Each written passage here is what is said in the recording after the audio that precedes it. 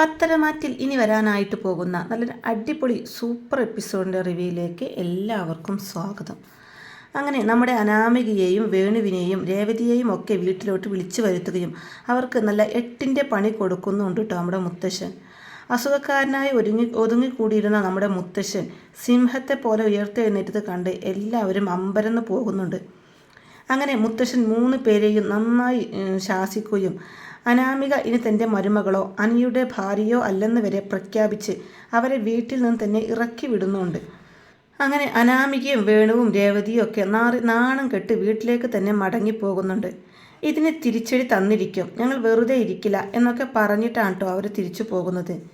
അങ്ങനെ അവർ വീട്ടിലെത്തിയതിന് ശേഷം ഇനി എന്ത് ചെയ്യണമെന്ന് ആലോചിച്ച് ആശങ്കയിലിരിക്കുകയാണ് അവർ 3 പേരും. വേണുവിനാണെങ്കിൽ ഇത്രയൊക്കെ കിട്ടിയിട്ടും പ്രതികാരമാണ് മനസ്സ് മുഴുവനും. തൻ്റെ മകളെ നാണം കെടുത്തിയതിന് എല്ലാവരോടും പ്രതികാരം ചെയ്യണമെന്ന് തന്നെയാണ് വേണു തീരുമാനിക്കുന്നത്. മാത്രവുമല്ല, നന്ദുവിന് ഇപ്പോൾ ഉള്ളത് SI യൂണിഫോമിൻ്റെ അഹങ്കാരമാണ്. അവൾ ചെയ്ത കാര്യങ്ങൾക്ക് എല്ലാത്തിനും കൂട്ടി അവളെയും ഒരു പാഠം പഠിപ്പിക്കണമെന്നും ആ യൂണിഫോം ഇനി ഒരിക്കലും അവൾ അണിയാൻ പാടില്ലെന്നും വേണു തീരുമാനിച്ചുറപ്പിക്കുന്നുണ്ട്.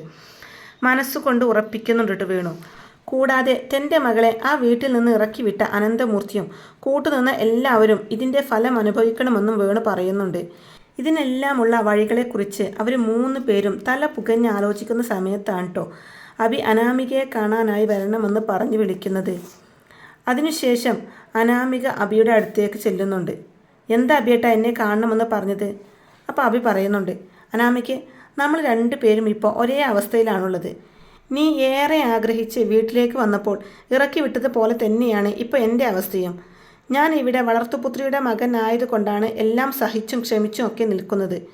അവരെല്ലാവരും തന്നെ ഒരു അടിമയെ പോലെയാണ് കാണുന്നതെന്നും തനിക്ക് അവിടെയുള്ള സ്വത്തുക്കളാണ് വേണ്ടതെന്നും പറയുന്നുണ്ട് അഭി.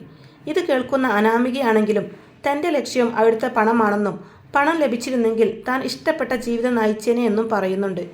എന്നാൽ അതിനു മുമ്പേ തന്നെ ഞാൻ ആ വീട്ടിൽ നിന്ന് പുറത്താക്കപ്പെട്ടെന്നും അവൾ അനാമിക സങ്കടത്തോടെ പറയുമ്പോൾ, നിന്റെ ആഗ്രഹങ്ങളെല്ലാം നടക്കും അനാമിക, അതിനുള്ള വഴി ഞാൻ നിനക്ക് പറഞ്ഞു തരാമെന്ന് അനാമികയോട് പറയുന്നുണ്ട് അഭി. അപ്പോൾ അനാമികയാണെങ്കിലും പറയുന്നുണ്ട് ഇനി അടുത്തതായിട്ട് എന്ത് ചെയ്യണമെന്നതിനെക്കുറിച്ച് താനും അച്ഛനും അമ്മയും കൂടി ആലോചിച്ചിരിക്കുകയായിരുന്നു. അപ്പോൾ അതിനുള്ള മറുപടി ആയിട്ട് അഭി പറയുന്നുണ്ട്, ഞാൻ അനാമികയെ നിനക്ക് നല്ലൊരു വഴി തന്നെ പറഞ്ഞു തരാം. ആദർശിനെ കുറിച്ചുള്ള ആ വലിയ രഹസ്യം അത് നിനക്കറിയാലോ, അതെന്തായാലും നീ അങ്ങോട്ട് പുറത്തു വിട്ടാൽ മതി. അതിൽ സത്യമുണ്ടോ ഇല്ലയോ എന്നൊന്നും അന്വേഷിക്കേണ്ട കാര്യമില്ല. അതൊന്ന് പുറത്തു വിട്ടാൽ മാത്രം മതി. സോഷ്യൽ മീഡിയയും മാധ്യമങ്ങളും അത് ഏറ്റെടുത്ത് സത്യമാണോ എന്ന് പോലും നോക്കാതെ പ്രചരിപ്പിക്കുമെന്ന് അഭി പറഞ്ഞു കൊടുക്കുന്നുണ്ട്. അതോടെ അനന്തപുരി തറവാടും മൂർത്തീസ് ജ്വല്ലറിയും എല്ലാം നാണം കെടും. അനാമികക്കാണെങ്കിലും ഈ മാർഗം ഇഷ്ടപ്പെടുന്നുണ്ട് കേട്ടോ. എങ്കിലും അനാമിക ചോദിക്കുന്നുണ്ട്, ഇതിൽ ഇനിയിപ്പോൾ വല്ല സത്യം ഉണ്ടോ? ഇല്ലെങ്കിൽ നമ്മൾ നാണം കെടില്ലേ എന്ന്. അപ്പോൾ അഭി പറയുന്നുണ്ട്, അതൊക്കെ നമുക്ക് പിന്നീട് നോക്കാം അനാമികയെ. അവൻ്റെ ഭാഗത്ത് സത്യം തെളിയിക്കുന്നെങ്കിൽ തെളിയിക്കട്ടെ, അതിൻ്റെ ഉത്തരവാദിത്തം അപ്പോൾ നമുക്ക് ഏറ്റെടുക്കാമെന്ന്. പിന്നെ അത് മാത്രമല്ല, നിൻ്റെ കയ്യിൽ മറ്റൊരു തെളിവുമുണ്ട്. നീയും അനിയും യോജിച്ചല്ല അനന്തപുരിയിൽ കഴിയുന്നതെന്ന് നീ എല്ലാവരോടും പറയണം. നിൻ്റെ ഭർത്താവിന് നന്ദു എന്ന SIയുമായിട്ട് ബന്ധമുണ്ടെന്നും കൂടെ നീ പറഞ്ഞാൽ സംഭവം അങ്ങോട്ട് ആളിക്കത്തു അനാമികയാണെങ്കിലും ഇത് ഞാൻ പറയണമെന്ന് നേരത്തെ ആലോചിച്ച കാര്യം തന്നെ അഭിയേട്ടാ. എന്തായാലും അതിനുള്ള പറ്റിയ സമയം തന്നെയാണ് ഇത്. എൻ്റെ മുഖത്തടിച്ച ആ നന്ദുവിനെ ഞാൻ വെറുതെ വിടാൻ പോകുന്നില്ല. ആദർശിൻ്റെ കാര്യത്തിനൊപ്പം തന്നെ നന്ദുവും അനിയും തമ്മിലുള്ള രഹസ്യബന്ധത്തെക്കുറിച്ചും ഞാൻ പബ്ലിക്കായിട്ട് പറയുമെന്ന് തന്നെ അനാമിക തീർച്ചപ്പെടുത്തുന്നുണ്ട്. അങ്ങനെ അനന്തപുരി തറവാടിനെ മൊത്തത്തിൽ കുളമാക്കാനുള്ള പരിപാടികളൊക്കെ അവതരിപ്പിച്ചു കൊടുത്തിട്ടാണ് കേട്ടോ നമ്മുടെ അനാമികയെ അഭി പറഞ്ഞയക്കുന്നത്. പോകുന്നതിന് മുമ്പ് നിൻ്റെ അച്ഛനെയും അമ്മയെയും ചില സാമ്പത്തിക കാരണങ്ങളാൽ അനന്തപുരിക്കാർ വീട്ടിൽ നിന്ന് പുറത്താക്കിയെന്നും പിന്നെ അനിക്ക് മറ്റൊരു ബന്ധമുണ്ടെന്നും അവളെ വീട്ടിലേക്ക് കൊണ്ടുവരാൻ വേണ്ടിയിട്ട് മാനസികമായും ശാരീരികമായും ഉപദ്രവിച്ചു എന്നും നീ പത്രക്കാരോട് എല്ലാവരോടും പറയണമെന്നും അഭി കൂട്ടിച്ചേർക്കുന്നുണ്ട്. അങ്ങനെ അനാമിക പോയ ശേഷം അഭി മനസ്സിൽ പറയുന്നുണ്ട്, ഈ അനാമിക ശരിക്കും ഒരു തീപ്പൊരിയാ. ഇനി ആ തീപ്പൊരി നിന്ന് ആളിക്കത്തും. അങ്ങനെ സംഭവിച്ചാൽ അനന്തപുരി തറവാട് മൊത്തത്തിൽ കത്തും. ഞാൻ ഈ അനാമികക്ക് പിന്നിൽ നിന്ന് ഒരു പിന്തുണ നൽകിയാൽ മാത്രം മതി. കാര്യങ്ങളെല്ലാം എനിക്ക് നേടാൻ കഴിയും. അവസാനം ആ നവ്യ എന്ന് പറയുന്നവളെയും കുഞ്ഞിനെയും ഒക്കെ ചവിട്ടി പുറത്താക്കി എനിക്ക് സ്വസ്ഥമായിട്ട് ജീവിക്കാനും പറ്റും. ഇങ്ങനെയെല്ലാം മനക്കോട്ട കെട്ടി നിൽക്കുകയാണ് അഭി. അനാമികയാണെങ്കിൽ ചെന്നിട്ട് അഭിയുമായി സംസാരിച്ച കാര്യങ്ങളെല്ലാം വേണുവിനും രേവതിക്കും വിവരിച്ചു കൊടുക്കുന്നുണ്ട്. കാര്യങ്ങളെല്ലാം കേട്ട് കഴിയുമ്പോഴേക്കും രേവതിയൊക്കെ ആണെങ്കിലും പറയുന്നുണ്ട്, ഈ അബി എന്ന് പറയുന്നവൻ നമുക്കൊരു മുതൽക്കൂട്ടാണെന്നും അവന് ആ കുടുംബത്തോട് ഒരു സ്നേഹവുമില്ലെന്നുമെല്ലാം. ഏതായാലും രേവതിയും വേണുവും ഒക്കെ അബിയുടെ ഈ നിർദ്ദേശങ്ങളെല്ലാം നല്ലതിനാണെന്ന് തന്നെ സമ്മതിച്ചു കൊടുക്കുന്നുണ്ട്. അവർക്കും ഇതിനോട് താല്പര്യമാകുന്നുണ്ട്. തുടർന്ന് അനാമികയോടായിട്ട് പറയുന്നുണ്ട്, മോളെ, അവൻ പറഞ്ഞു തന്നത് നല്ലൊരു കാര്യമാണ്. നമുക്കിത് വേഗം നടപ്പിലാക്കണം. ചാനലുകാരെ എല്ലാം വിളിച്ചു കൂട്ടണം. നിന്നെ മാനസികമായും ശാരീരികമായും ഉപദ്രവിച്ചെന്നും സ്വത്തിനും പണത്തിനും വേണ്ടി പീഡിപ്പിച്ചെന്നും പിന്നെ നിന്റെ ഭർത്താവിന് മറ്റൊരു കാമുകിയുണ്ടെന്നും പറഞ്ഞാൽ വാർത്ത ചാനലുകാർ ഇത് ആഘോഷമാക്കും. ഇത് കാട്ടുതീ പോലെ പടരും. മൂർത്തീസ് ജ്വല്ലറി അങ്ങനെ തകർന്നു പോകും. അനാമികയാണെങ്കിലും അതിനെ ശരിവെച്ചുകൊണ്ട് പറയുന്നുണ്ട്, അതെ അച്ഛാ, ഈ ഒരു വാർത്ത അറിഞ്ഞാൽ തന്നെ മൂർത്തീസ് ജ്വല്ലറി കൂപ്പുകുത്തി വീഴും. ഇന്ത്യയിൽ മാത്രമല്ല വിദേശ രാജ്യങ്ങളിൽ പോലും അവർക്ക് ഷോറൂമുകളുണ്ടല്ലോ. അതെല്ലാം തകരാൻ ഈ ഒരൊറ്റ വാർത്ത മതിയാകും. പിന്നീട് ഒട്ടും താമസിച്ചില്ല. അനാമിക വാർത്താ ചാനലുകളെ എല്ലാം വിളിച്ചുകൂട്ടി തൻ്റെ ഭർത്താവിൻ്റെ അവിഹിത ബന്ധം ചോദ്യം ചെയ്തതിന് കുടുംബം മൊത്തം തന്നെ പീഡിപ്പിച്ചെന്നും സ്ത്രീധനം ഇല്ലെന്നും സൗന്ദര്യമില്ലെന്നും പറഞ്ഞ് ഉപദ്രവിച്ചെന്നും അനാമിക ആരോപിക്കുന്നുണ്ട്.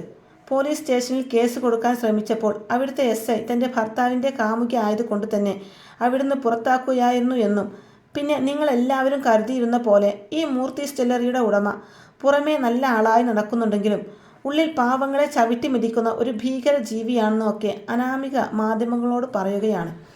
അവിടുത്തെ മുത്തശ്ശനാണ് ഇതിനെല്ലാം കാരണക്കാരൻ. തൻ്റെ കൊച്ചുമകൻ തെറ്റ് ചെയ്തിട്ടും അയാൾ അവനെ ഒന്നും പറഞ്ഞില്ല. പകരം എന്നെയും എൻ്റെ അച്ഛനെയും അമ്മയെയും ഒക്കെ വീട്ടിൽ നിന്ന് ഇറക്കി വിട്ടു. എൻ്റെ ഭർത്താവും വല്യമ്മയും വല്യച്ഛനും ഏട്ടനും ഏട്ടത്തിയും എല്ലാം മുത്തശ്ശൻ്റെ കൈകളിലെ പാവകളാണ്. എൻ്റെ ഏട്ടത്തിമാരും എന്നെ ഒരുപാട് തല്ലിയിട്ടുണ്ട്. ഇതിനിടയിൽ ഇൻ്റർവ്യൂ ചെയ്യുന്ന ആൾ അനാമികയോട് ചോദിക്കുന്നുണ്ട്, താങ്കൾ ആർക്കോ വിഷം നൽകി എന്ന ഒരു ആരോപണമുണ്ടല്ലോ, അത് സത്യമാണോ? എന്നാൽ അനാമിക പറയും, അതൊന്നും സത്യമല്ല. അതിന് അവരുടെ കയ്യിൽ ഒരു തെളിവുകളുമില്ല. വെറുതെ കണ്ടു എന്ന് മാത്രമാണ് അവർ ആരോപിക്കുന്നത്. എൻ്റെ ഏട്ടത്തി നയന, അവരുടെ അമ്മായിയമ്മയുമായിട്ട് അവർ മുമ്പൊക്കെ ശത്രുതയിലായിരുന്നു. നയനയെ അവർ പല തവണ പുറത്താക്കുകയും മഴയത്ത് നിർത്തുകയും ഒക്കെ ചെയ്തിരുന്നു. അത് വലിയ വാർത്തയുമായിരുന്നു. പിന്നെ ഈ നയനക്ക് അവളുടെ സഹോദരി അവളെക്കാളും മുമ്പ് അമ്മയാകുന്നതിൽ വല്ലാത്ത അസൂയ ഉണ്ടായിരുന്നു. ആ അസൂയ മൂത്ത് അവൾ തന്നെയാണ് ചേച്ചിക്ക് കൊടുക്കാൻ വെച്ച പാലിൽ വിഷം കലർത്തിയത്. അത് കുടിച്ചതാകട്ടെ അവരുടെ അമ്മായിയമ്മയും. അമ്മായിയമ്മക്ക് കരളിന് പ്രശ്നമായപ്പോൾ സ്വത്തിനു വേണ്ടി നയന തന്നെയാണ് കരൾ നൽകിയത്. അതോടെ പിന്നെ അവർ തമ്മിൽ വലിയ സ്നേഹമായി. അവരെല്ലാവരും ഒന്നിച്ചപ്പോൾ എനിക്ക് ആ വീട്ടിൽ സ്ഥാനമില്ലാതായി. സ്വത്തില്ല, സൗന്ദര്യമില്ല എന്നൊക്കെ പറഞ്ഞ് എല്ലാവരും കൂടിച്ചേർന്ന് എന്നെ പുറത്താക്കി. പിന്നെ ആ നന്ദു SI ആയതുകൊണ്ട് എല്ലാവർക്കും അവളോടാണ് ഇഷ്ടം. ഞാൻ പോലീസിൽ പരാതി നൽകിയാൽ പോലും ആരും എന്നെ പിന്തുണക്കുന്നില്ല. എല്ലാവരും മൂർത്തി സാറിൻ്റെയും നന്ദുവിൻ്റെയും ആളുകളാണ്. എന്നെ പിന്തുണക്കാൻ ആരുമില്ല. നിങ്ങൾ ഇത് വാർത്തയാക്കിയില്ലെങ്കിൽ ഞാൻ ആത്മഹത്യ ചെയ്യും എന്നും പറഞ്ഞ് അനാമിക മീഡിയയ്ക്ക് മുമ്പിൽ തകർത്ത് അഭിനയിച്ചു കരയുകയാണ്. ഇതൊന്നും കൂടാതെ ആദർശിന് അവിഹിത ബന്ധത്തിൽ ഒരു കുട്ടിയുണ്ടെന്നും കൂടി അനാമിക മാധ്യമങ്ങളോട് പറയുകയാണ്.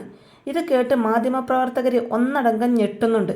വർഷങ്ങൾക്ക് മുമ്പ് ആദർശ് ആ കുട്ടിയെ ഉപേക്ഷിച്ചെങ്കിലും പിന്നീട് അവളുടെ അമ്മയ്ക്ക് അസുഖം കൂടിയപ്പോൾ അതിനെ തിരികെ കൊണ്ടുവന്നെന്നും എന്നാൽ ആ കുട്ടിയുടെ അമ്മ ഇപ്പോൾ ഒരു മുറിയിൽ അടച്ചിട്ടിരിക്കുകയാണെന്നും എല്ലാം അനാമിക പറഞ്ഞത് കേട്ട് മാധ്യമപ്രവർത്തകർ എല്ലാവരും വാർത്തയുടെ സത്യാവസ്ഥ നേരിട്ടറിയാനായിട്ട് അനാമിക പറഞ്ഞ സ്ഥലത്തെത്തുന്നുണ്ട്.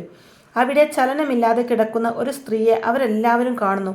അപ്പോൾ അടുത്തു നിൽക്കുന്ന ആ സ്ത്രീ കുട്ടിയുടെ ഭർത്താവ് ആദർശാണെന്നും ഇവർക്ക് ജനിച്ച കുട്ടി ഇപ്പോൾ ആദർശിൻ്റെ വീട്ടിലാണെന്നും പറയുന്നുണ്ട്.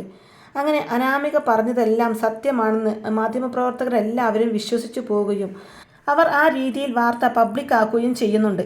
ശേഷം അനന്തപുരി തറവാട്ടിലേക്ക് പോകുമ്പോൾ മുത്തശ്ശനും മുത്തശ്ശിയും ഒന്നും തുറന്നു പറയാൻ തയ്യാറായിരുന്നില്ല. അനാമിക കള്ളം പറയുകയാണെന്ന് മുത്തശ്ശി പറഞ്ഞിട്ടും മാധ്യമങ്ങൾ ആദർശിൻ്റെ അവിഹിതത്തെക്കുറിച്ചും നന്ദുവിനോടൊപ്പമുള്ള ചിത്രങ്ങളെക്കുറിച്ചും എല്ലാം പറഞ്ഞ് മുത്തശ്ശനെയും മുത്തശ്ശിയും ചോദ്യം ചെയ്യുകയാണ്. വാർത്തകളെല്ലാം അനാമികയ്ക്ക് അനുകൂലമായിട്ടാണ് വളച്ചൊടിച്ച് നൽകുന്നതും. ഇതിനെ തുടർന്ന് മനുഷ്യാവകാശ കമ്മീഷനും വനിതാ കമ്മീഷനും കേസെടുക്കുന്നുണ്ട്. അങ്ങനെ പിന്നീട് വലിയ പ്രശ്നങ്ങളും കാര്യങ്ങളും ഒക്കെയാണ് കേട്ടോ കഥയിൽ നടക്കാൻ പോകുന്നത്. അപ്പോൾ ഇങ്ങനെയൊക്കെയുള്ള നല്ല അടിപൊളി സൂപ്പർ എപ്പിസോഡുകളൊക്കെയാണ് കേട്ടോ ഇനി പത്തരമാറ്റ് സീരിയലിൽ വരാനിരിക്കുന്നത്. അപ്പോൾ ഈ റിവ്യൂ ഇഷ്ടമായിട്ടുണ്ടെന്നുണ്ടെങ്കിൽ വീഡിയോ ലൈക്ക് ചെയ്യാനും ചാനൽ കൂടി ഒന്ന് സബ്സ്ക്രൈബ് ചെയ്ത് സപ്പോർട്ട് ചെയ്യാനും മറക്കല്ലേ ഫ്രണ്ട്സ്. താങ്ക്